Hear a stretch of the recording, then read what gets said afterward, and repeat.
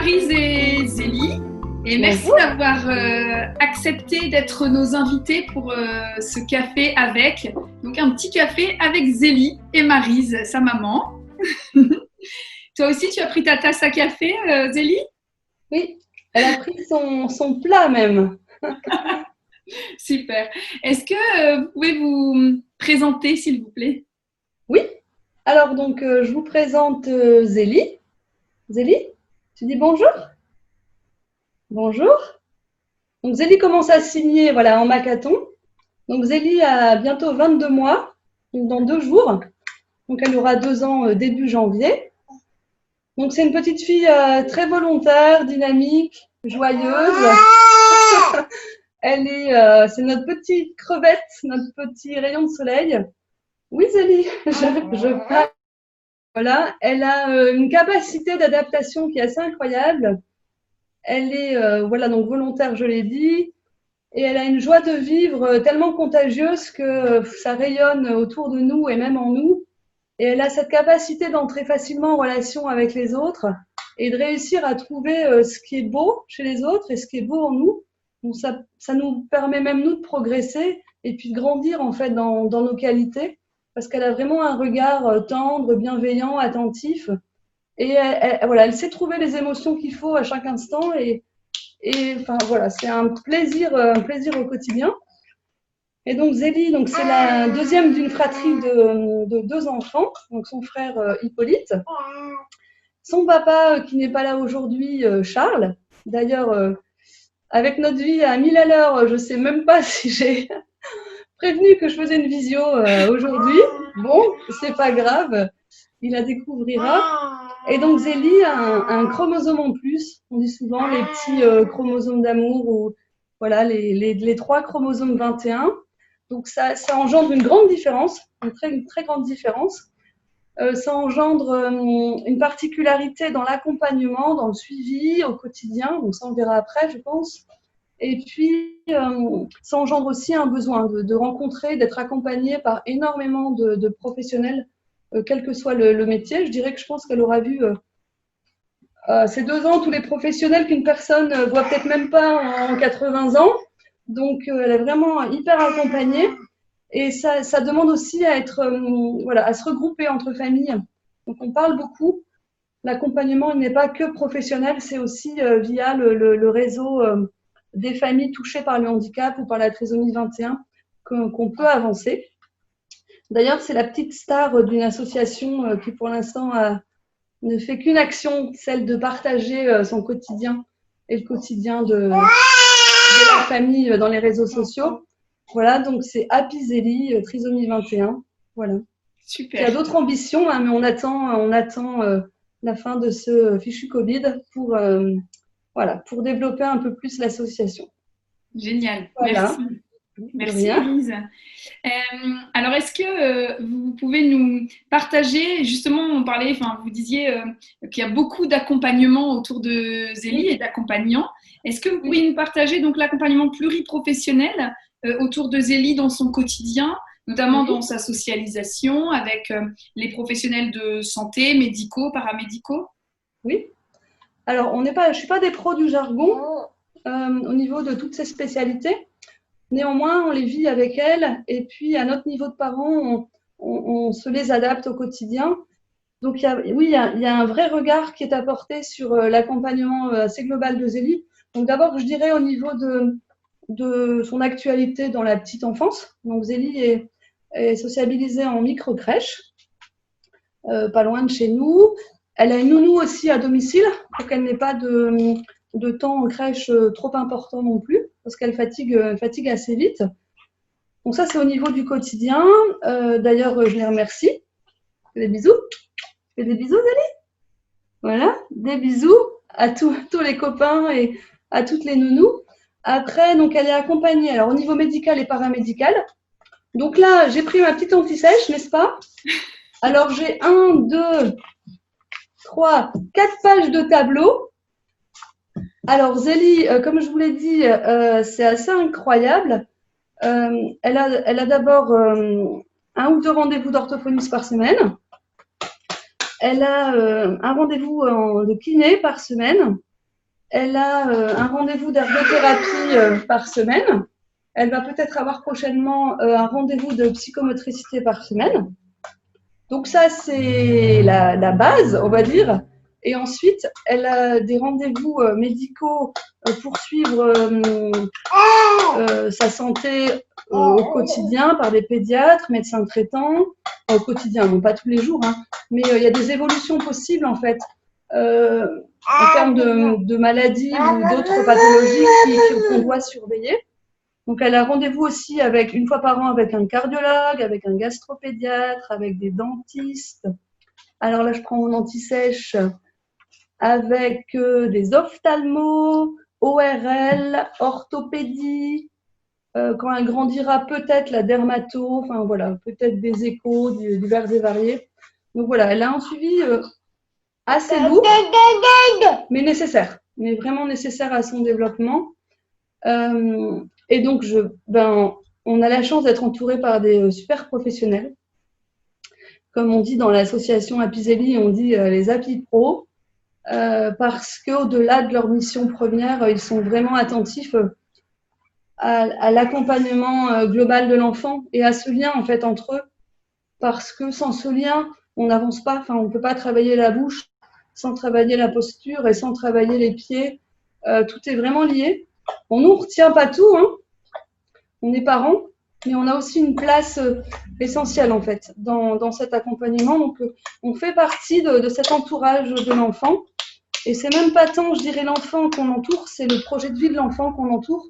L'enfant en fait partie, les parents en font partie et les professionnels en font partie, qu'ils soient nounou à domicile que cardiologue qu'on voit seulement une fois par an.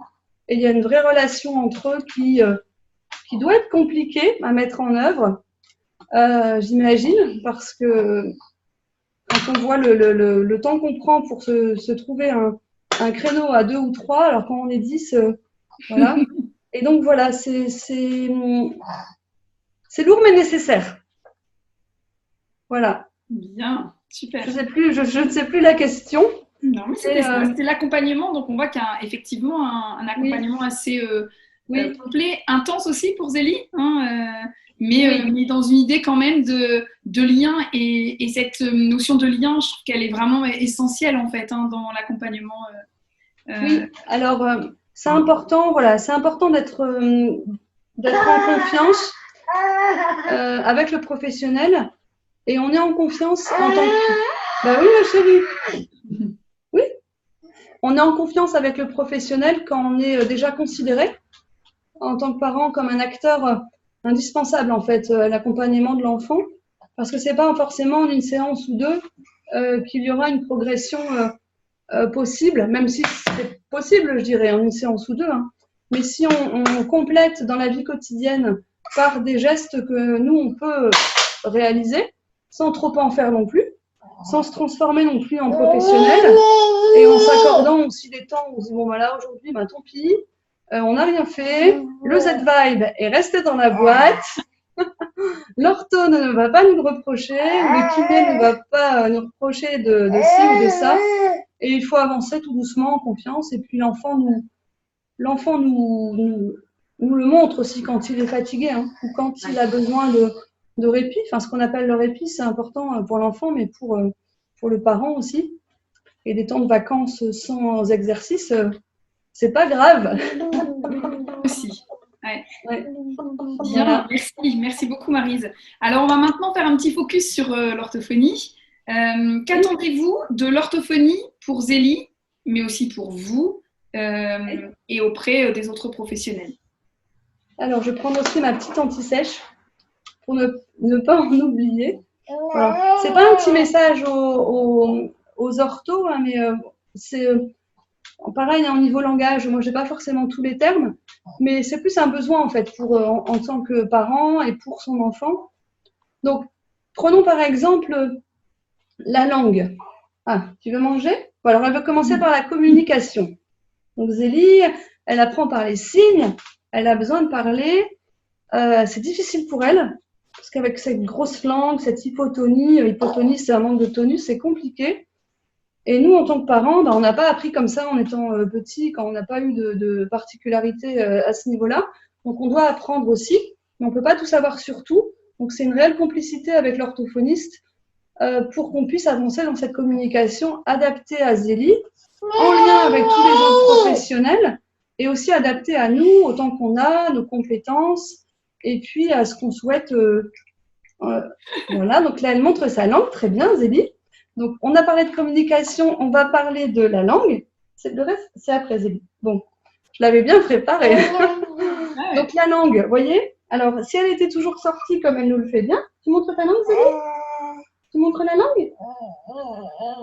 Non, là, elle s'exprime. Donc, si la langue était toujours sortie, on est tous d'accord, personne ne me dira le contraire, c'est pas très joli. En plus, quand la langue sort, Zélie bave. Elle n'a pas trop bavé, donc parce qu'on a bien travaillé la langue toute petite, donc elle peut baver, et donc bouche ouverte, respire mal, donc problème ORL, etc. Donc c'est vraiment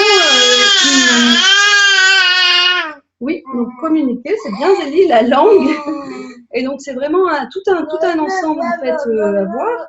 Je ne sais plus pourquoi je disais ça. Oui, donc un besoin pour le parent. Déjà au niveau esthétique, au niveau de sa capacité ensuite à pouvoir manger, parce que on sait bien en France, hein, voilà, manger. On sait bien en France, manger, ça fait partie de la culture, et manger ensemble, quand on a de la difficulté à manger, ça peut être compliqué au niveau de la sociabilisation. Donc la langue, manger, communiquer. Ensuite, j'avais aussi noté j'attends à l'orthophoniste qu'elle puisse être en relation avec les autres pros. C'est pas forcément, moi j'ai pas forcément le temps, même si de temps en temps je suis intégrée au travail d'équipe. Alors, ce qu'on va faire, c'est que Zélie, tu vas dire au revoir, et je vais la mettre dans son espace de jeu. Ouais, Zélie, pas de problème, Marise. Tu dis au revoir? Au revoir, Zélie. Au revoir, à tout à l'heure. Voilà, petite pause. Ouais, pas de problème. Oui, tu peux jouer.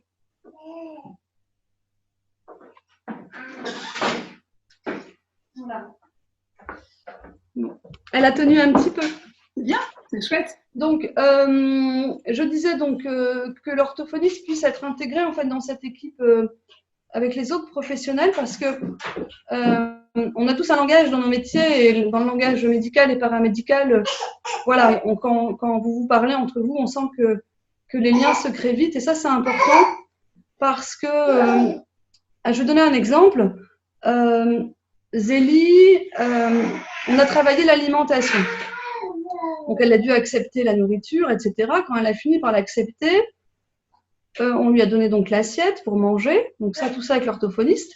Et bien sûr, pour manger, on a compris, nous, en tant que parents, qu'il fallait être bien assis. Bon, ça, on nous l'a toujours dit aussi, mais pour elle, c'est encore plus important.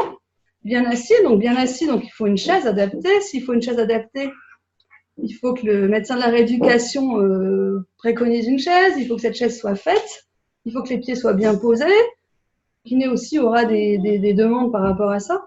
Donc tout ça, c'est pas forcément le parent qui le fait, mais nous, le parent, on impulse en fait le besoin de manger, parce qu'on sait que notre enfant a envie de manger, a envie d'y aller, mais qu'il y a une difficulté technique ou physique pour y arriver. Donc, pour y arriver, il y a énormément de professionnels qui peuvent entourer ce besoin de manger, et on y arrive, parce que là, Zélie a 22 mois, ça fait déjà, je pense, à peu près 8 ou 9 mois qu'elle mange toute seule, et de mieux en mieux, bon, sauf certains jours, hein, comme nous, hein, on n'a pas forcément envie de faire des efforts, quoi. Et donc, voilà, et ensuite de l'orthophoniste, on attend aussi qu'on soit considéré en tant que parents, comme des parents, partie prenante de l'accompagnement de l'enfant.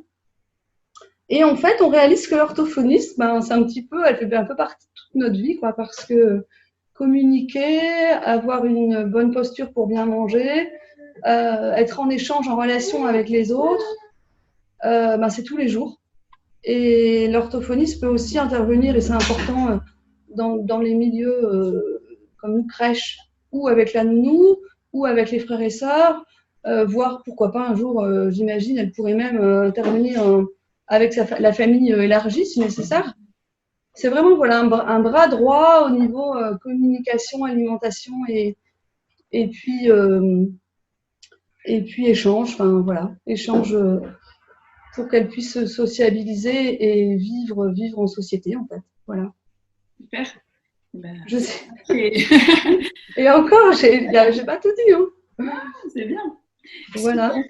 Maryse, que souhaiteriez-vous partager aujourd'hui aux parents d'enfants extraordinaires en général, donc les enfants, enfin les parents d'enfants porteurs d'une trisomie 21, mais aussi d'autres enfants, ce qu'on appelle les enfants extraordinaires. Donc, qu'est-ce que je veux partager aux parents?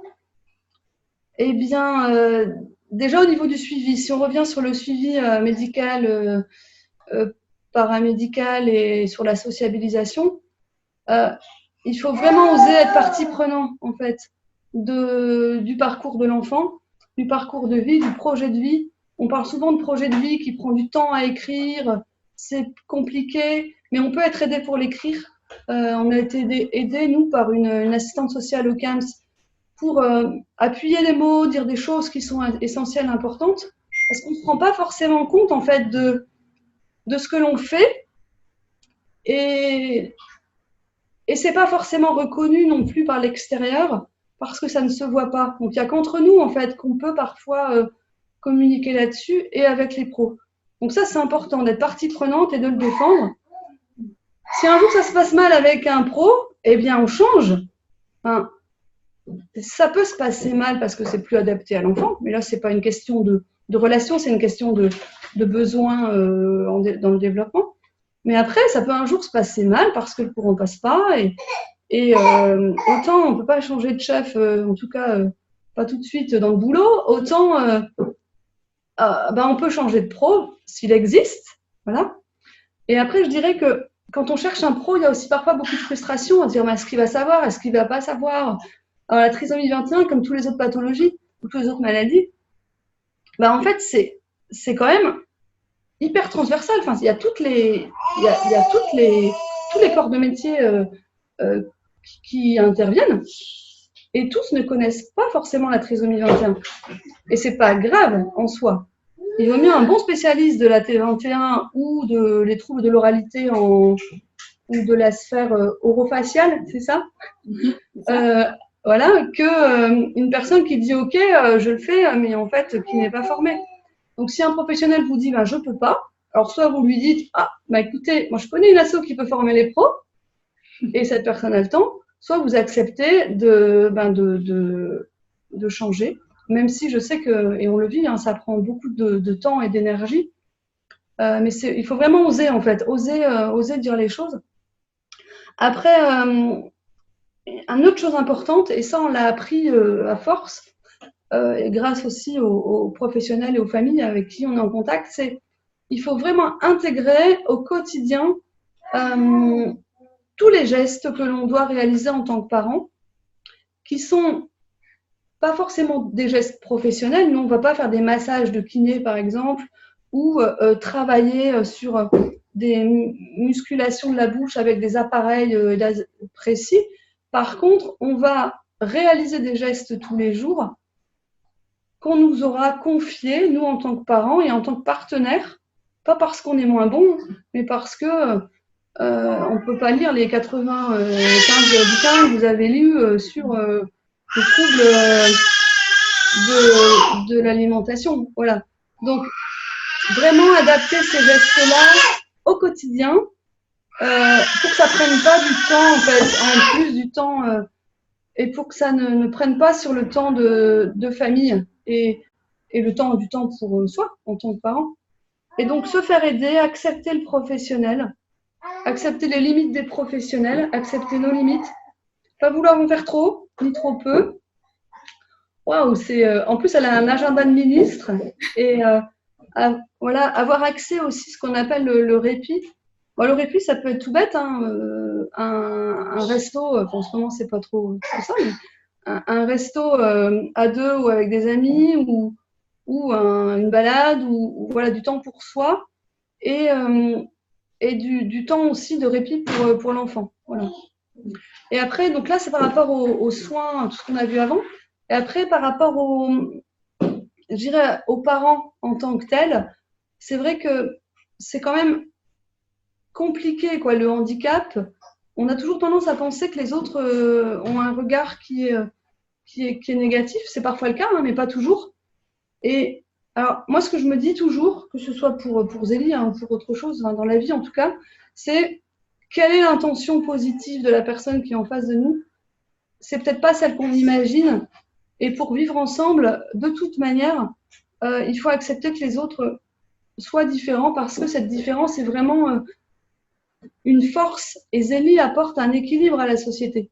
Sans Zélie, comment je me serais moi transformée pour comprendre certaines choses, même si c'est dur, c'est sûr. Hein. Ça tombe pas forcément sur toutes les familles, voilà. Mais chacun a ses leçons dans la vie ou a ces petites choses-là qui permettent de grandir. Et c'est pour ça que prendre du temps pour soi et du répit, ça apporte un équilibre parce que c'est quand même assez costaud. Et puis on est entouré. Et je dirais aussi à ces familles d'accepter le regard des autres en fait, d'accepter voilà, que tout le monde ne puisse pas être d'accord avec les choix qu'ils ont faits ou ceux qu'ils feront, et accepter qu'ils puissent aussi se tromper dans le message qu'ils nous font passer parce qu'ils ne connaissent pas. Mais en tout cas, se rassurer derrière en lien avec des familles qui vivent la même chose que nous et avec les pros, ça apporte aussi ce fameux équilibre qu'on espère tous trouver, quoi. Voilà. Et puis, je dirais bravo aussi à ces happy familles parce que je sais ce que c'est. Et puis, toutes les petites réussites sont des moments incroyables. Hein. Bientôt, Zélie soufflera sa bougie. On espère qu'elle arrivera à souffler pour ses 2 ans. C'est pas gagné, mais c'est un challenge. Et c'est fixer des challenges aussi, c'est important parce qu'au moins on voit les réussites, même si elles sont peut-être ridicules, mais pour nous en tout cas, ce sont des vraies réussites, quoi. Des belles réussites. Ouais. Voilà. Donc prenez du temps pour vous et sollicitez votre entourage. Et voilà, si je conclue, je dirais, j'aime beaucoup un proverbe africain qui dit pour qu'un enfant grandisse, il faut tout un village. Et dans ce proverbe, je sens aussi que dans tous les enfants du monde, il y a plein de différences. Et c'est cette différence qui apporte un équilibre. Et elle est importante. Et c'est à toute la société, à tout l'entourage de l'enfant, qu'il revient de lui permettre de grandir, en fait. Et donc, c'est pas grave de demander de l'aide parce que, de toute façon, l'aide revient à tous. Voilà. Et après, bien sûr, on reste quand même les garants de l'éducation et des valeurs qu'on veut apporter à l'enfant. Hein. Ça, c'est autre chose. Hein. Mais au niveau de l'accompagnement dans son développement et au niveau sociabilisation, voilà. Merci. Merci vraiment beaucoup, Maryse. Ouais, moi, je trouve que c'est un très beau message transmis tant aux professionnels qu'aux parents. Aux parents en général, d'ailleurs même, et comme vous le disiez, aux happy parents aussi. Là, vous avez résumé en je sais pas combien de minutes, et c'est pas important, mais vraiment toute la complexité, aussi. De partager un bout de chemin en tant que professionnel avec les parents et avec les enfants extraordinaires.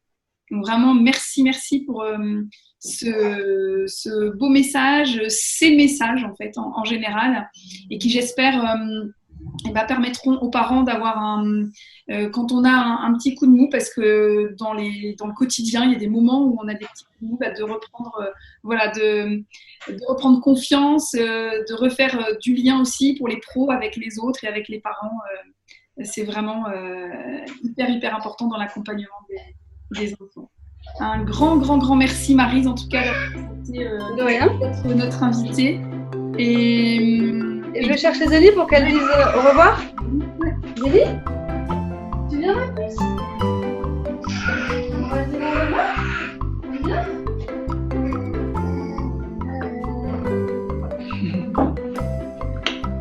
Au revoir Zélie. Salut. Au revoir. Et je dirais, commencez très tôt l'orthophonie parce que certains enfants n'ont pas la langue qui pend, mais c'est quand même hyper important au niveau de l'alimentation et de la communication. Hyper important. Le mot de la fin. Merci Maryse. Au revoir Zélie. Merci. Au revoir. Bye. Au revoir.